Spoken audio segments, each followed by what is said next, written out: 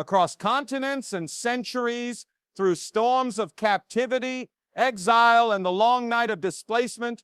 The story of the Orishas is not just a spiritual tale, it is a story of survival, memory, identity, and human resilience, woven through the DNA of the Yoruba people and carried with such unshakable power that no ship, no colonizer, no forced conversion, and no rewriting of history could erase it. When we speak of the Orishas today, Oshun, Sango, Obatala, Ogun, Yemoja, and the countless others, we are not merely invoking ancient deities, we are calling forth the preserved fragments of a people who refuse to lose themselves. The Orishas represent humanity's oldest truth, that culture does not die when people are scattered, because those who carry the culture become the living temples of everything that tried to rise before them. And so the Yoruba scattered across the Atlantic, but the essence they carried remained alive in whispers, songs, drums, dances, and codes that even their captors could not decipher. The world thought they were breaking bodies, but the Yoruba were building bridges.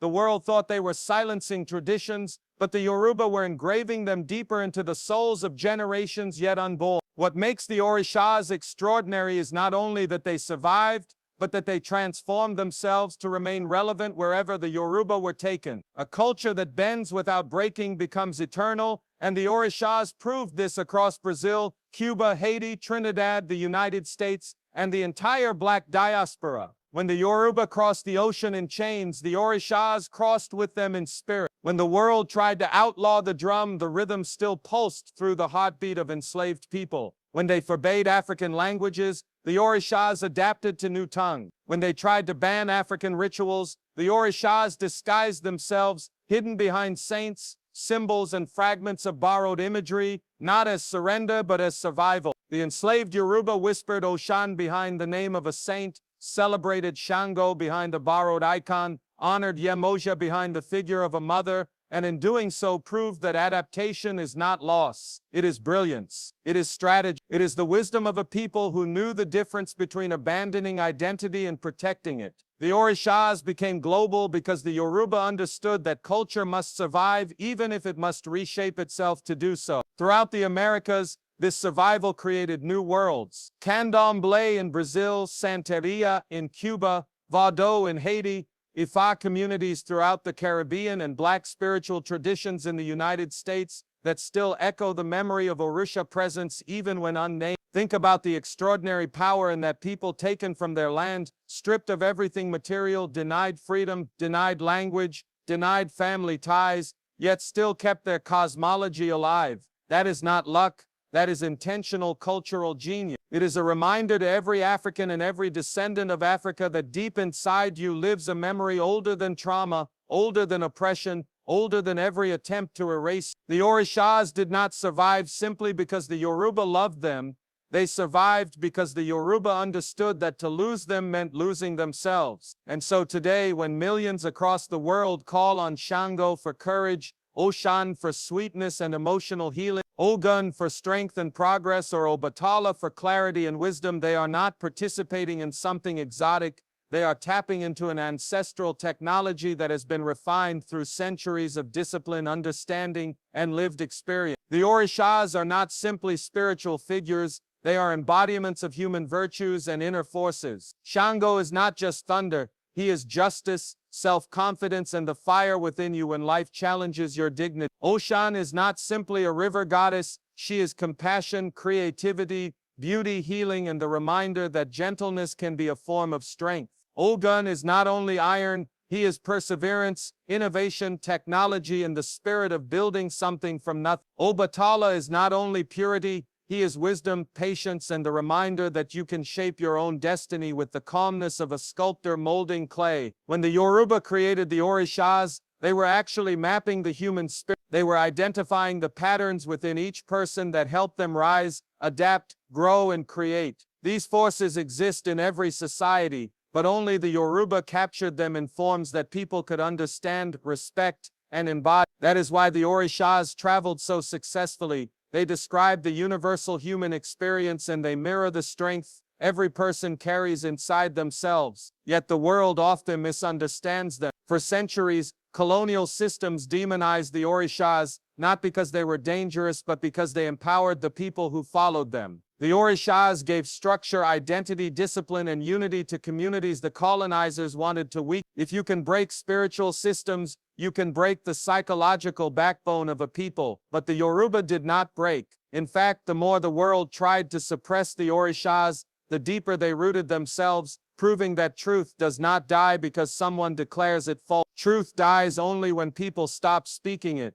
and the Yoruba never stopped. Not on plantations, not in exile, not under punishment, not in the face of laws whose purpose was to silence them. The Orishas lived on because the Yoruba knew something the world often forgets. Anything worth saving must be carried not in the hand, but in the heart. Today, the global rediscovery of the Orishas is not a trend, it is a return. It is the diaspora remembering its. It is Africans reconnecting with a part of their history that was hidden from them. It is a new generation searching for meaning that feels authentic, rooted, intelligent, and connected to heritage. Across social media, in music, in film, in art, in spiritual movements, the Orishas appear again and again, not as relics of the past, but as living symbols of identity. Beyonce invokes Oshun, not just for aesthetics, but because Oshun represents Black femininity, endurance, and divine creativity. Visual artists paint the Orishas to reconnect audiences to their roots. Spiritual communities worldwide are learning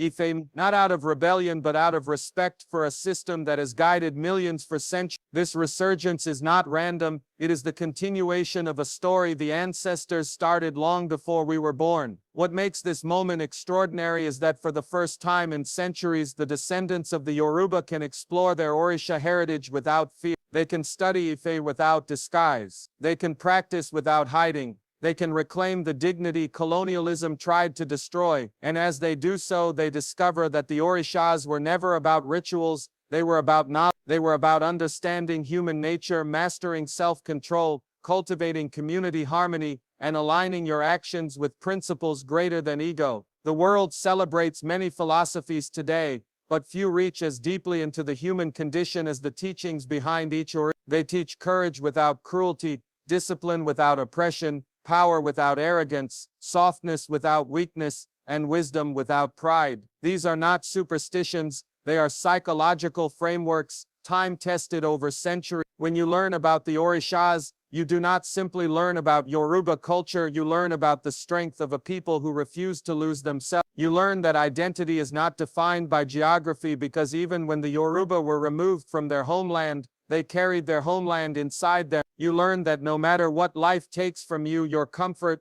your stability, your certainty, you still possess the inner forces to rebuild yourself. Sango is the fire in your determination. Oshun is the sweetness in your healing. Ogun is the grit in your work ethic. Yemoja is the calm in your resilience. Obatala is the clarity in your purpose. The Orishas live in you not as outside figures but as metaphors of your own strength. And so when you hear the drums of the Orishas today, whether in a Brazilian ceremony, a Cuban festival, a TikTok documentary, a Nigerian gathering, or a whispered song in the diaspora, understand what you are witnessing, not a performance, but a resurrection, not a tradition, but a legacy, not a superstition, but a memory older than the ships that tried to bury it. The Orishas spread across the world because the Yoruba never forgot who they were, and now it is your turn not to worship, not to convert, but to remember that greatness runs through the Black world not by accident, but by design. To remember that culture can survive anything. To remember that identity is a fire that refuses to go out. To remember that when the Yoruba carried the Orishas into the world, they carried a message for you. You are more powerful than the forces that tried to break you, and your heritage is deeper than the history you were taught. The Orishas are living proof that nothing rooted in truth ever died. The Orishas did not spread across the world because people carried statues.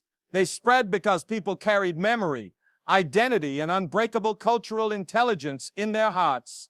A kind of internal archive that no colonial law, violent ship, or system of forced assimilation could erase. When the Yoruba were torn from their homelands and scattered across oceans, they could not bring their shrines, carved images, or sacred tools, but they carried something far more powerful.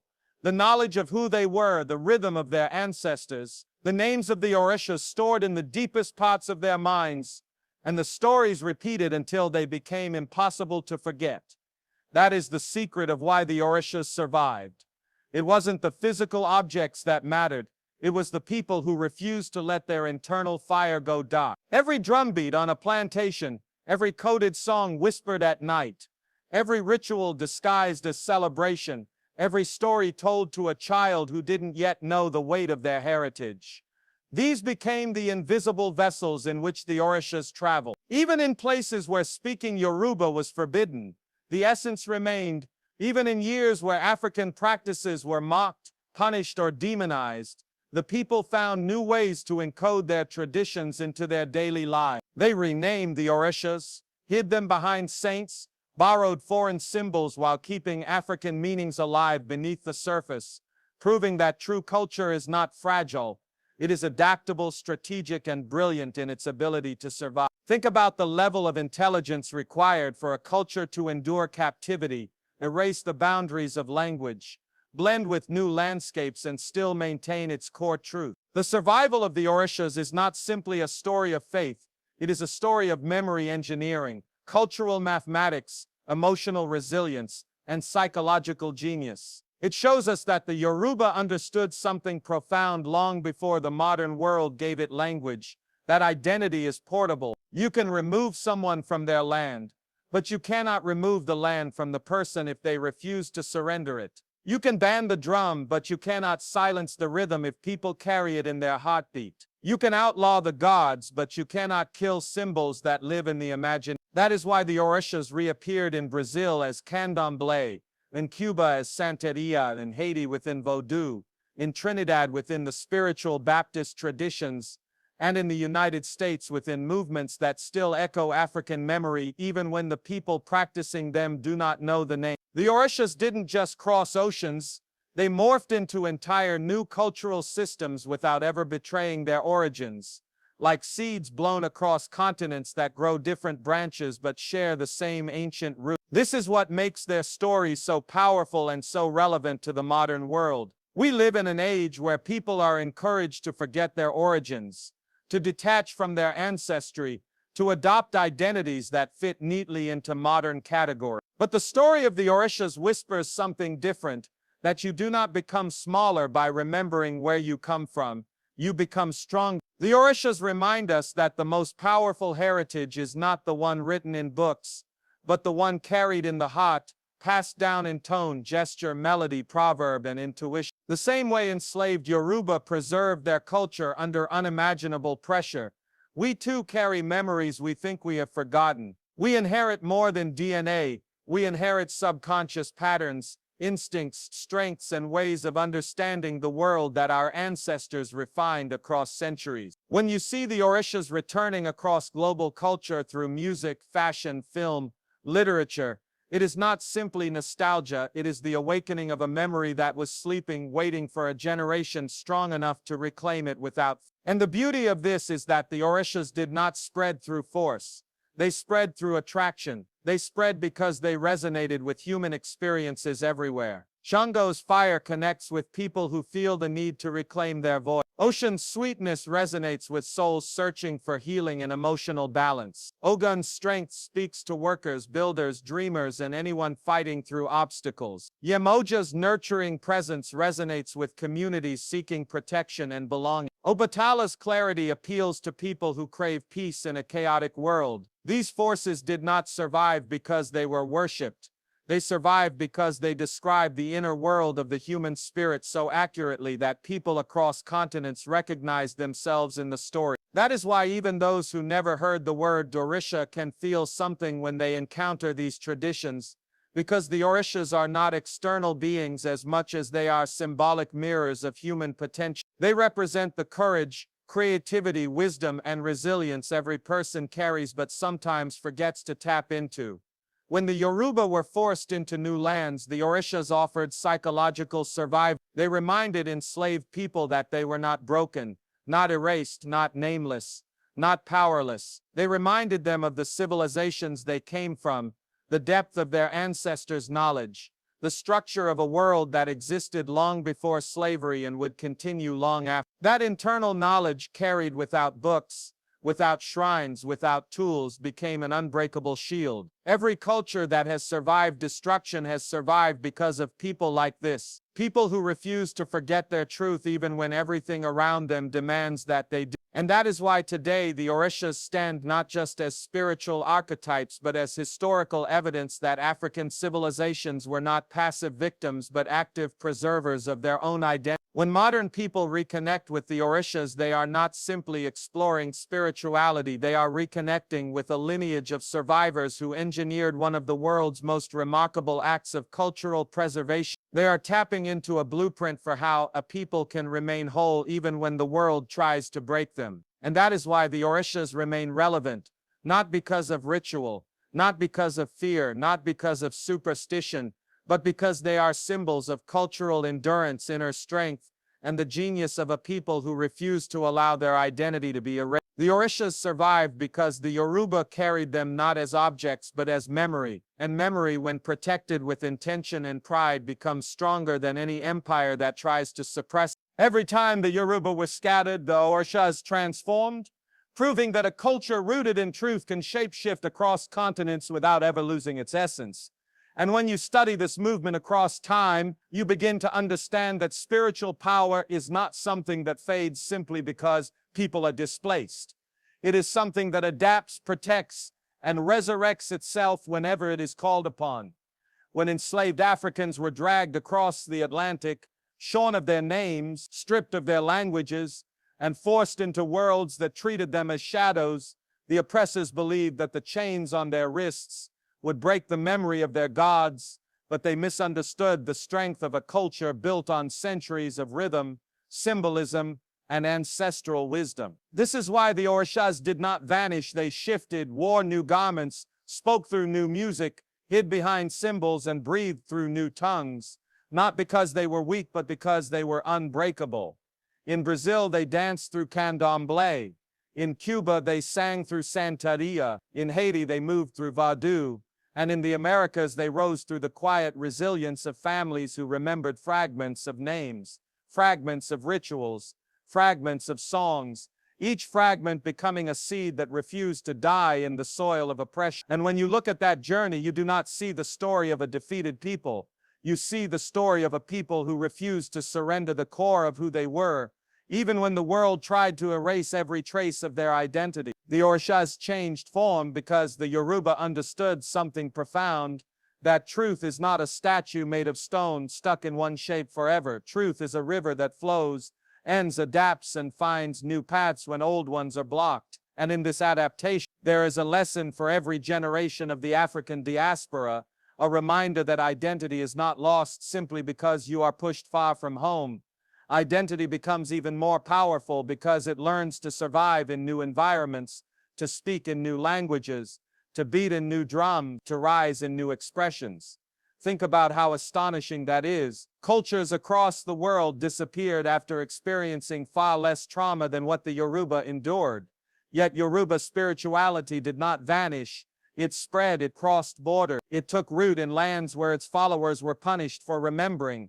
Yet they remembered anyway, whispering names in the dark, practicing rituals in coded gestures, embedding symbols into dance, songs, celebrations so subtly that even the masters could not detect what was happening under their own roofs. It is one of the greatest acts of cultural resistance ever recorded in human history, and it reminds us that when a culture is anchored in truth, it becomes unstoppable. This is why the Orishas could transform, because their power was never trapped in a single village or shrine. It was carried inside the human spirit, and the human spirit, when anchored in truth, does not bow to oppression even when the body is shackled. Today, when you see people around the world invoking the names of Ogun, Sango, Oshun, Yemoja, Obatala, and others, understand that you are advancing more than tradition. You are witnessing a global resurrection of a worldview once targeted for destruction. You are witnessing the return of a memory that was supposed to be erased. You are witnessing the echo of ancestors who refused to be silenced. And this revival is not happening because someone forced it. It is happening because truth always resurfaces. Truth always finds its way back to those who need it. That is the power of the Orishas' transformation. They remind every descendant of the diaspora that their heritage is not broken but living, not forgotten but waiting, not lost but alive in every rhythm of Black identity. And when people say African spirituality is disappearing, they do not realize they are witnessing the opposite. It is rising, traveling through music, fashion, literature, dance, social movements, and global consciousness. It is showing the world that African cultures are not relics. They are foundations. They are systems of knowledge, psychology, ethics, community, resilience, and identity woven into the fabric of global knowledge. When the Yoruba were scattered, their spiritual forces did not scatter, they multiplied. They became mirrors, allowing the diaspora to recognize itself again. And if you look closely at that transformation, you will understand something powerful about yourself.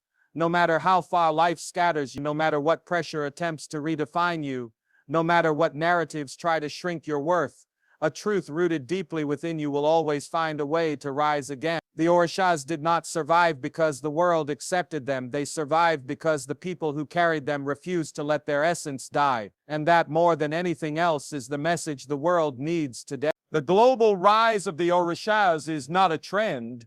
It is the return of a people remembering who they were before history tried to rename them.